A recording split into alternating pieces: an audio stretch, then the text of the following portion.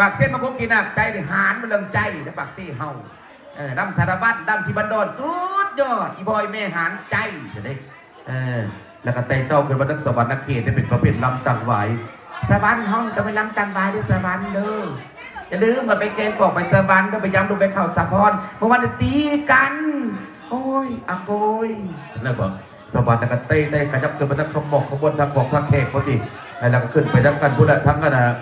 นเสียงขวงนกเอ็นตกเอ็นตุ้งพุทธฟอกปอกฟอกผูพุทธทั้งฝืนเสียงขวงพุทธบัสลกปนผสมผสานกันไปเรื่อยๆอันนั้นเป็นปุ้ยเป็นเลออันเสียงขวงเขาสอนเน้นหนังเฮงป่ะมันกินเบียร์นี่มาซื้อน้ำก้อนเมื่อเจอแล้วเมาแล้วเบ้อบ้าเนี่ยเสียงขวงก็ไต่เต้าทั้งฟอกผูทั้งยัดกับไปทั้งปลงปลิกันได้ขันได้การได้เรื่องใครดังปีน้องตัวยงน้ำยงเบียร์แล้วก็จะประชาสัมพันธ์เด้อแขกที่ไม่ได้งานตัวงานบุญทั้งเจ้าภาพวันนี้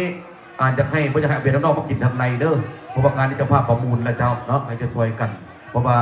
ผู้จะให้เบียร์น้องมากินทางในยัดเบียร์ทางในบ่เบิร์ดเด้มันสั่งมาจำนวน500กว่าแกะคนนี้ให้พี่น้องตัวมาได้การกินการฟ้อนกันบนการซื้อไปพร้อมกันหรือว่าทั้งท่านใดอยากสุขยู่น้ำกินน้ำใจก็สามารถสุขยู่ได้เด้อเพราะเป็นอย่างคันบ่มีเงินส่วนกับโอนนะครับไม่เรียกบัญชีเจ้าเนาะสบาย